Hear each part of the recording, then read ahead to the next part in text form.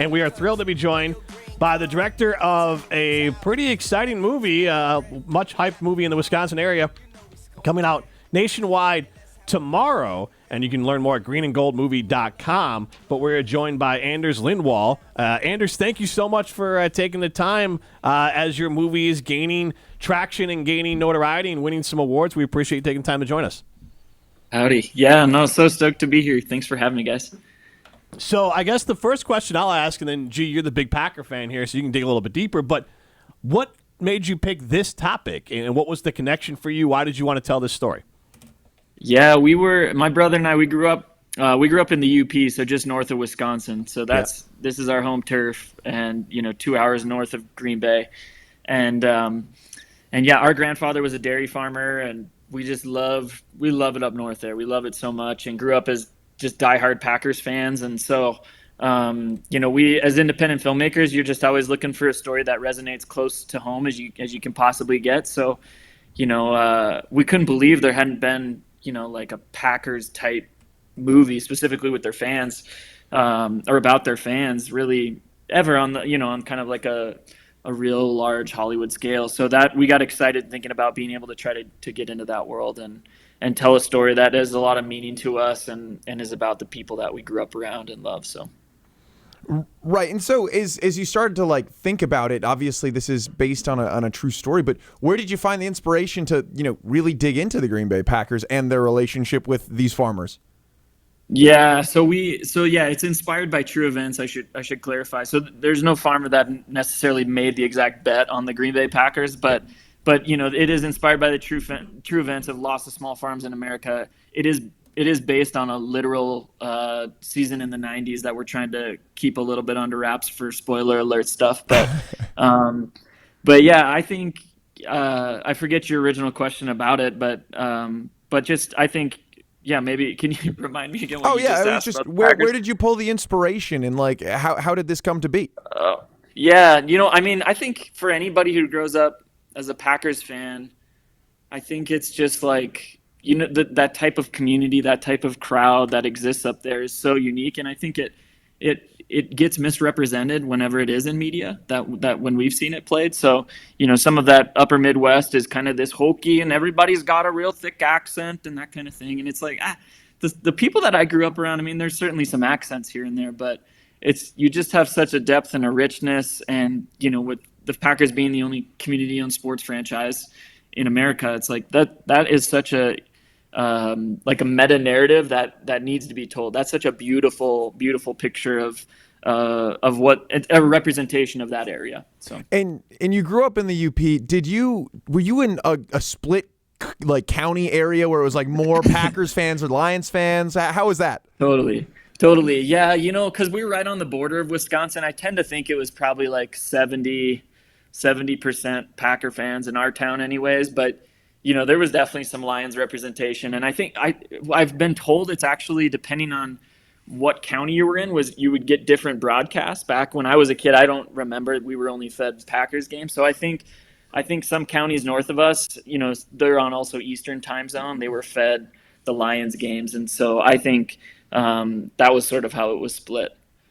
Talking with Anders Lindwall, the director of Green and Gold, of the Green and Gold movie, and one of the names, and I grew up in Wisconsin. I watched this show, I think it was called Coach, with Craig T. Nelson, and I just think there is a little bit of kismet or whatever, that tie-in. Obviously, he's a farmer in this movie, but having him, who played a Minnesota coach forever, with this tie to the movie for the Packers, was this, how did you get him? What was the excitement? How was he to work with? Because obviously he's a pretty legendary, Parenthood, the TV show as well, and Coach are two of the most famous things he's done, but he's got a long and pretty impressive IMDb. Yeah, no, when you have Coach who's doing a movie about the Green Bay Packers, there's something really sweet about it. I have one of my dreams, and I haven't been able to actualize it because the Packers were playing. But as our marketing, I was I would love to get LaFleur, have it Coach and Coach sit down and talk about the overlap of arts and athletics, and but yeah, I think he was the best, and we wanted him from the beginning. He is a sports nut too, so he understood. That was one of the things he said right away. He's I actually knew some of the old Packers players back whenever it was 60 years ago. He's a sports nut. So he understood that part of the character, because it's a character who, the character is this old Luddite farmer who wishes it was the 1800s almost, but if he could keep the Green Bay Packers as a part of it, that's what he would. He names his cows after the '68 championship team. He's just obsessed with the Packers, and so Craig was the perfect fit because he's just he's been around forever. He's kind of this old school guy, but also understands the spiritual connection to athletics. So absolutely, and you got to work with film at Lambeau, is that correct? We filmed outside of Lambeau, so at that point we didn't have a full partnership with the Packers, and we were honestly we were a little scared of being totally sued by the NFL and the Packers, or it was like we didn't know what we're doing. We're trying to figure this out, so we didn't want to stir up any pot that we couldn't handle. So it ended up, it was like a tailgate scene that's outside, but you see Lambeau in the background, and but my dream, if I had the partnership with the Packers we have now, it would be like reshoot that scene with like the perfect Packers-Bears game, bitter cold, steam coming out of the urinals, that kind of thing. So that's a fantastic thing to remember. The steam coming out of back when they were the trough urinals too. That's what I'm saying. Yeah, it was the trough. So you have a good relationship with the Packers now. How important were they in all of this? I mean, just how was it working with them? Oh, it was awesome. I mean, it took forever because, to be fair to them, it's like they're just trying to win championships. That's their focus, right? And then we're this random independent movie who would like knock on their door and be like, hello. We were, it was originally called God Loves the Green Bay Packers. And that was one thing that they were, their lawyer was like, I really don't like that, you guys. Could you change that? And I was like, definitely. I would definitely love to change that. And because it was like the spirit of the film is so integrated to the Packers organization. It was just it took a while to like find the right person in the midst of their busyness and their chaos, and me, this like independent filmmaker, just knocking on their door enough times for them to kind of see like, oh yeah, we could see how this would actually be a really great thing to be a part of. And once they saw it in the right lens and had the right view of it, and we could work out the right partnership. They've been just so awesome. Specifically, their corporate partnership team is unreal. Like, bend over backwards to do whatever they can to help us get the word out. And we rallied a red carpet event there at Lambeau, and I think for them, they just, it was like all hands on deck helping us move chairs, and it was awesome. So, then we're forever indebted. I mean, that sounds awesome. But do you have to be a Packers fan to like this movie? I don't think so. I mean, I grew up as a University of Michigan fan, and I love the movie Rudy. Okay. All right. It was like I think I can appreciate all sports. And maybe the younger kids will have a harder time with it. And I feel like when I was younger, maybe it was harder to get on board with some of that stuff or get over your ego. But I think we take the nick out of the Bears a little bit here and there, but it's pretty small, and we avoid the Lions altogether. I think that's a good thing this year because it's probably pretty raw from everything. So, but in general, I do think it's not. I think Packers fans, it's like your home video. I think for other people, it's like they can still be in the room and enjoy it and appreciate it because it's really a family story. It's a story about farming and the beauty of community. Talking with Anders Lindwall, the director of Green and Gold Movie. It is at the AMC and the Marcus starting tomorrow, so you can go see that in the Madison area. You're just reading the IMDb because we don't want to give away too much, but a struggling family farmer wages everything on a high-stakes championship bet while his granddaughter's musical ambitions could be their ticket to a new beginning. And I want to ask about the radio host and role in there, and I know Charlie a little bit, and but I wanted to ask though. So what about Brian's song? Because I'm a Bears fan. I'm gonna watch this because I grew up in Wisconsin, so I feel like the Wisconsin ties, and as much as like I don't root for the Packers, I know the lore and I know the history, so it's gonna intrigue me on that level. But you mentioned so. What about Brian's song? That's one that's very Bear centric. Is that one that you've seen, the old TV movie? I haven't. I don't know that one, actually. Oh, really? Wow. So it's based off a book, I Am Third, from Gale Sayers, about him and his best friend, a fullback for the Chicago Bears, Brian Piccolo. It starred James Caan and Billy D. Williams back in the 70s. That's the one you want to see, not the more modern one. And it's a true life story about Brian Piccolo, a fullback for the Bears, who passes away from, I think, leukemia like during the season.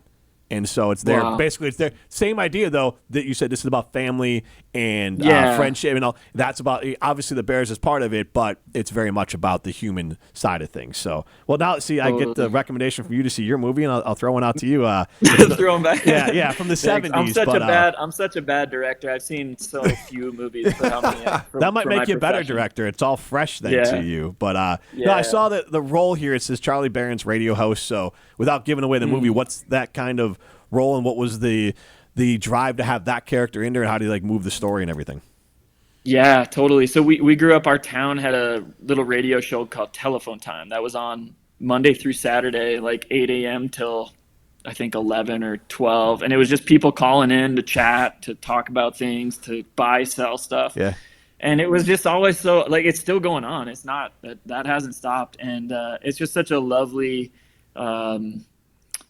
just again, like a representation of the area and a way to talk about, what's going on. And for I guess it's hard. I can't go into too much of it for spoiler stuff, but it plays a really big role. And specifically farmers always have their radios on in their barns. If you've ever been inside like a dairy, they're always milking and their radio's just blaring. And so kind of having this voice of like this radio who's there the whole time in the whole film, it was like, who do we want for that role?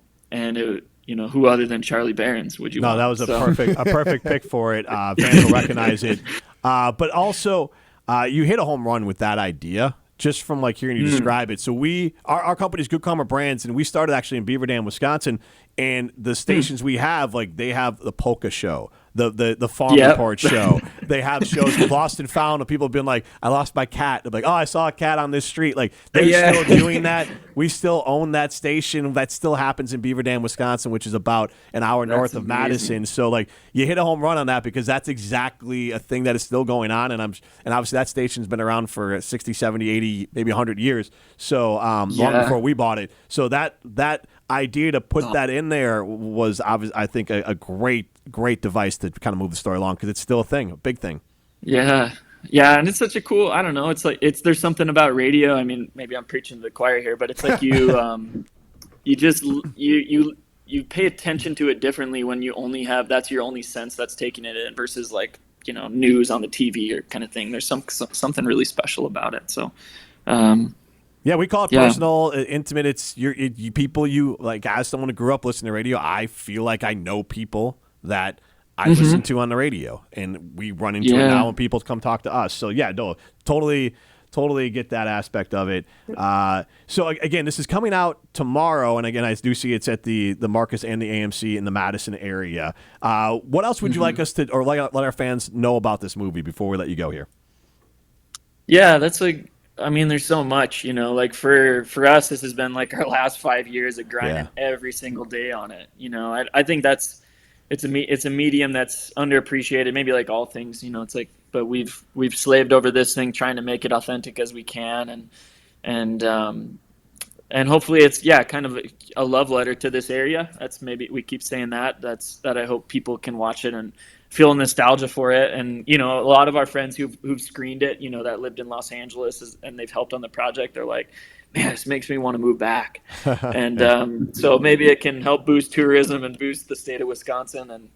But I think just ultimately just give people a renewed sense of hope and goodness in the world that I think is just rich and ripe in that culture up there. And come check it out, support it in theaters. Maybe that's one of the other things is, we're an tiny independent film that got 1,000 screens, and we're up into Canada now too.